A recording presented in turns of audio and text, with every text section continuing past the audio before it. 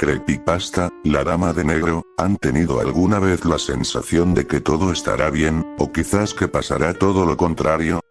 Pues yo sí, cuando entré a la universidad quería estudiar medicina, siempre soñé con ser médico, mi abuelo fue un gran doctor y yo lo admiré toda mi vida, así que soñaba con ser alguien como él. En ese entonces debía alquilar un departamento junto a unos amigos para no tener que viajar todos los días, además los costos entre todos eran mucho más llevaderos si compartíamos los gastos, así que no tuvimos dudas en quedarnos en la ciudad todos juntos. Las clases comenzaron cuando casi terminaba el verano, así que disfrutábamos los fines de semana haciendo amigos y bebiendo hasta la madrugada esos días.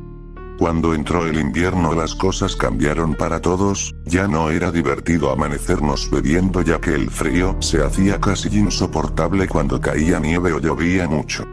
Cuando comenzaron las vacaciones de invierno me quedé allí completamente solo, no quise viajar ese fin de semana a ver a mis padres porque donde ellos vivían estaba cubierto de nieve, y quizás no podría volver cuando debería a mis clases, así que evité pasar por eso y me quedé en el departamento a disfrutar un poco del silencio y la calma que esos días ofrecían. Estaba bebiendo un café caliente frente a mi ventana, realmente disfrutaba haciendo eso, cuando miré hacia el parque que había frente al departamento, pude ver a una mujer vestida completamente de negro, portaba un paraguas y tarareaba una canción que parecía que solo yo podía escuchar, ya que no veía a nadie más observarla como yo, incluso a quienes pasaban por su lado corriendo para ocultarse pronto de la nieve que caía copiosamente. Eso me dejó un poco perplejo, ya que esa canción la había oído otras veces a lo lejos mientras dormía.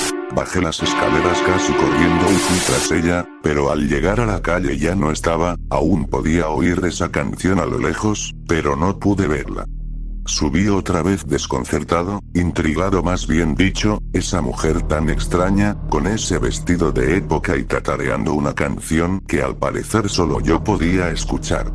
La mañana siguiente recibí una llamada de uno de mis compañeros, Christian, uno de los chicos que compartía departamentos con nosotros había sufrido un accidente y había perdido la vida.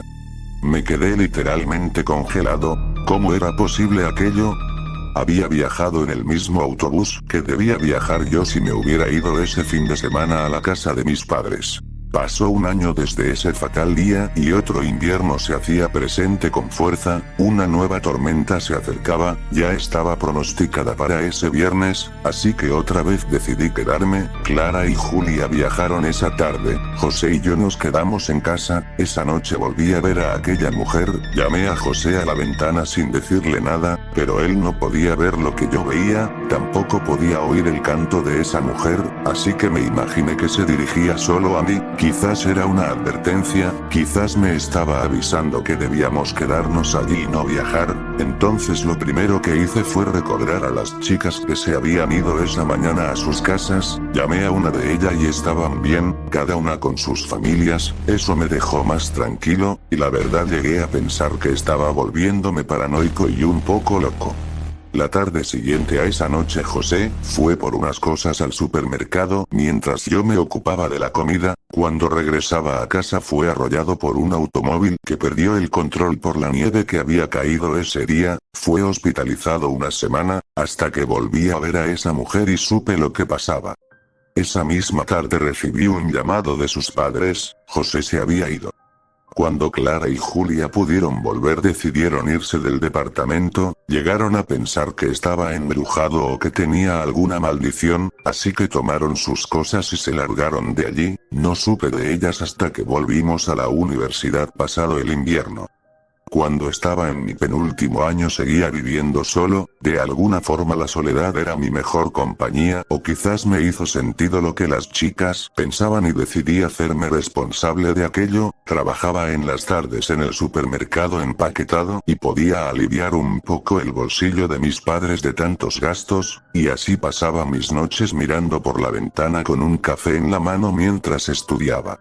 Otro invierno se hizo presente, otra tormenta, y otra vez esa mujer. Cuando la oí venir salí de inmediato a encontrarla. Esta vez la esperaba en el parque. Se sentó junto a mí en la única banca que había debajo de un poste de alumbrado y le pregunté con la voz temerosa qué era lo que ocurría. Ella dejó de tararear esa tenebrosa canción, su rostro lo cubría una especie de túnica y el extraño paraguas de terciopelo que llevaba consigo. Bajó la cabeza sin mirarme y me dijo: algunos hemos sido elegidos para hacer grandes cosas, pero otros han sido elegidos para aceptar su destino. En ese momento no lo entendí. Ella se paró de allí y desapareció en el camino cubierto de nieve. ¿Era la propia muerte acaso? Pero, ¿qué cuento pintaba yo en todo esto? No lo podía entender y desde ese día no la volví a ver. El tiempo pasó y me gradué con honores. Comencé mi práctica en el hospital más grande de la ciudad, donde las urgencias llegaban a diario. Entonces lo pude entender. Cada vez que llegaba la hora para alguien podía oír a lo lejos aquella canción, y mi tarea no siempre era salvar vidas, sino que también era hacer entender a las personas de la mejor manera posible que debían aceptar su destino. Muchos años han pasado desde entonces. He tenido una vida digna y muy agradable. Debí hacer entender a niños y ancianos que su hora había llegado. Traté de que lo entendieran de la mejor manera posible, y ahora me toca a mí. Otra vez he oído aquella canción, cada vez más cerca. He ubicado mi silla favorita frente a la ventana que mira hacia la calle cubierta de nieve, como en los buenos tiempos de invierno, cuando la nieve cubría las calles y las chimeneas hacían su agradable trabajo. La taza de café se enfría, ya no tengo fuerzas para beberla. Por fin mi hora ha llegado, ya puedo verla a lo lejos. Se está acercando y me espera allá afuera, con su traje de época y su peculiar paraguas de terciopelo negro.